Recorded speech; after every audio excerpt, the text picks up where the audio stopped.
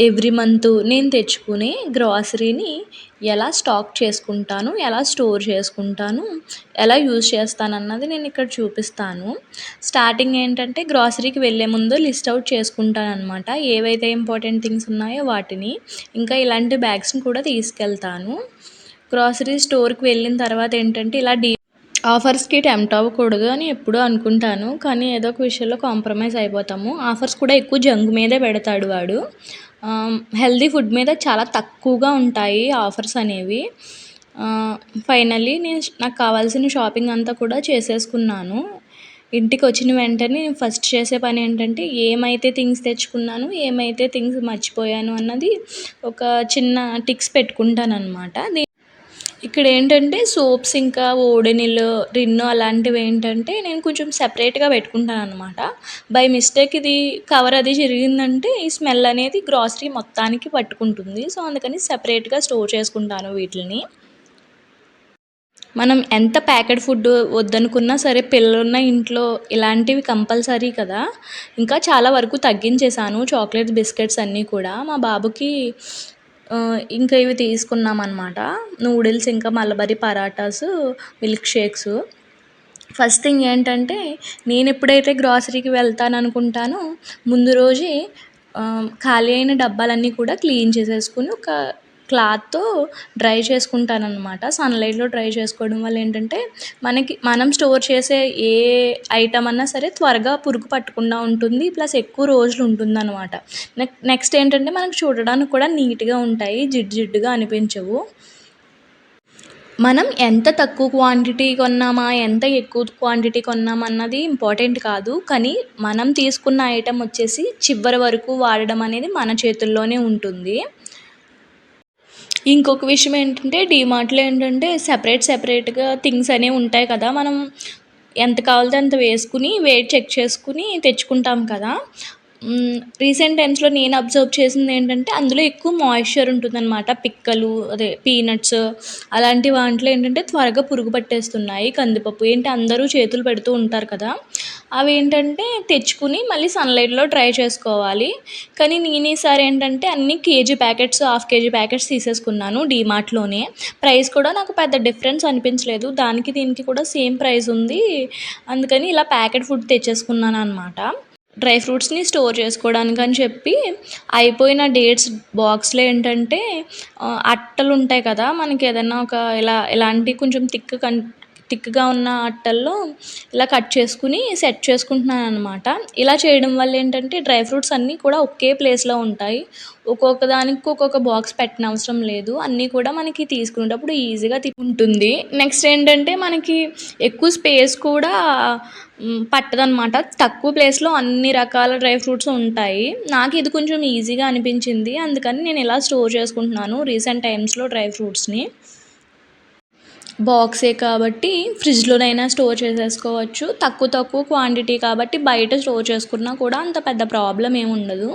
ఇలా మిగిలిన ఐటమ్స్ అన్నీ కూడా నేను ఇలా ఫోల్డ్ చేసి రబ్బర్ బ్యాండ్ పెట్టుకుంటాననమాట.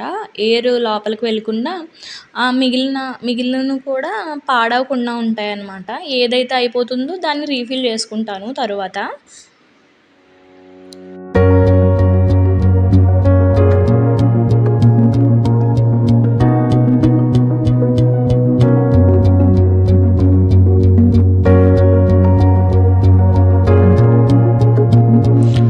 స్టార్ట్ అయింది కదా! అందుకని సగ్గుబియ్యం కూడా ఎక్కువ క్వాంటిటీలోనే తీసుకున్నాను. జనరల్‌గా అయితే నేను 100 గ్రామ్స్, 250 గ్రామ్స్ కన్నా ఎక్కువ తీసుకోను.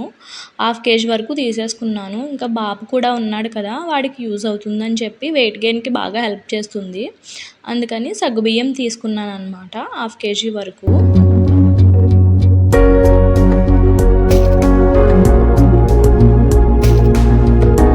రీసెంట్‌గా ఏంటంటే నేను ఫస్ట్ టైం మిల్లెట్స్ తీసుకున్నాను అనమాట. ఎప్పుడు మిల్లెట్స్‌ని తీసుకోలేదు. నెక్స్ట్ సోయా బీన్స్ కూడా ఇవి ఏంటంటే మన హెల్త్‌కి మంచిదని రీసెంట్ టైమ్స్‌లో బాగా వింటూ ఉన్నాం కదా! హై ప్రోటీన్ ఇంకా ఫైబర్ రిచ్ ఫుడ్ అని. ఇవేంటంటే ఓపెన్ చేయలేదు. ఓపెన్ చేయకుండా ఒక కేజీ డబ్బాలో యాడ్ చేసేసాను వీటిని. ఒకవేళ మిక్స్ అయినా కూడా ఓపెన్ చేసి వాడేటప్పుడు మిక్స్ అయినా కూడా తీసి సెపరేట్ చేసుకోవడానికి ఈజీగా ఉంటుందని. ఇంకా ఆయిల్స్ విషయానికొస్తే నేనెప్పుడు సన్‌ఫ్లవర్ ఆయిల్‌నే యూజ్ చేస్తాను. రీసెంట్ టైమ్‌లో ఒకే ఆయిల్‌ని యూజ్ చేయడం కూడా మనకి హెల్త్‌కి అంత మంచిది కాదు. మల్టిపుల్ ఆయిల్స్‌ని ఇంక్లూడ్ చేసుకోవాలి మన ఫుడ్‌లో అని అంటున్నారు కదా అని మస్టర్డ్ ఆయిల్‌ని తీసుకున్నాను. ఇది మస్టర్డ్ ఆయిల్ 10 గ్రామ్స్ వచ్చేసి 140 రూపీస్. పతంజలి బ్రాండ్ అనమాట ఇది. నాకు పెద్ద ఎక్కువ అనిపించలేదు. రీజనబుల్‌గానే అనిపించింది. కాకపోతే ఏంటంటే కుక్ చేసేటప్పుడు కొంచెం స్మెల్ అనేది కొంచెం చేదుగా అనిపిస్తుంది. బట్ కుక్ చేసిన తర్వాత టేస్ట్ వాస్ నైస్. మనకన్నా కూడా నార్త్ ఇండియన్స్ వాళ్ళు బాగా యూజ్ చేస్తారు ఈ ఆవ నూనెని. నెక్స్ట్ వచ్చేసి లాస్ట్ డ్రాప్ వరకు నేను ఇందులో స్క్వీజ్ చేసుకుంటున్నాను. మనం ఎంత స్క్వీజ్ చేసినా ఈ ప్యాకెట్‌లో ఆయిల్ అనేది కొంచెం వరకు ఉంటుంది. అందుకని మనం కర్రీ చేసి ప్యాన్‌లోని ఉల్టా పెట్టామంటే అందులో ఉన్న ఆయిల్ అంతా కూడా ఆ ప్యాన్‌లోకి దిగేస్తుంది. మనకి తెలీదు. కాకపోతే అది ఆయిల్ అనేది బానే వస్తుంది. ఒక పోపుకి సరిపడా అంత ఆయిల్ వస్తుంది. అలా పెట్టినా సరే. ఇది చాలా ఓల్డ్ మెథడ్ అనమాట. ఇంకా రీఫిల్ చేసుకోగా మిగిలిన గ్రాసరీ ఏంటంటే గాలి పోకుండా నేను రబ్బర్ బ్యాండ్స్ పెట్టేసాను. దానిని ఒక పెద్ద డబ్బా తీసుకొని అందులో స్టోర్ చేసుకుంటున్నాననమాట. ఇవన్నీ కూడా అందులో సెట్ చేసేసుకొని పైనేంటంటే ఏమైతే గ్రాసరీ ఉన్నాయో ఒక చిన్న పేపర్ మీద రాసుకొని దాని మీద పెట్టుకుంటున్నాను అనమాట. మనకి చూడగానే ఒక ఐడియా వస్తుంది ఇలా చేయడం వల్ల. నెక్స్ట్ వచ్చేసి షుగర్ ప్లేస్‌లో బెల్లం, డేట్స్ ఇంకా హనీని తీసుకున్నాను. అలా అని మొత్తానికి షుగర్ అయితే వాడడం మానేయలేదు. షుగర్ ఇంట్లో ఉంది. అందుకని 3 తెచ్చుకున్నాను. హనీని కూడా హాఫ్ కేజీ తీసుకున్నామనమాట. ఆఫర్ ఉంది. అందుకని హాఫ్ కేజీ తీసేసుకున్నాము. ఒకేసారి ఇలా వాడితే ఏంటంటే హనీ అనేది కొంచెం పాడయ్యే ఛాన్స్ ఉంది కాబట్టి చిన్న బాటిల్‌లో స్టోర్ చేసుకుంటున్నాను నేను. ఇది అయిపోయిన తర్వాత మళ్ళీ రీఫిల్ చేసుకోవచ్చు అన్నట్టు.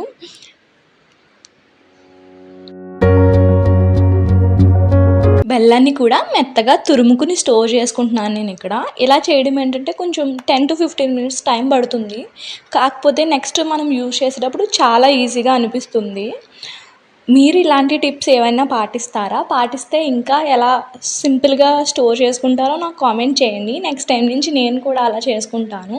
బాగుంది కదా! Thanks for watching. Subscribe for more videos. Don't forget to share.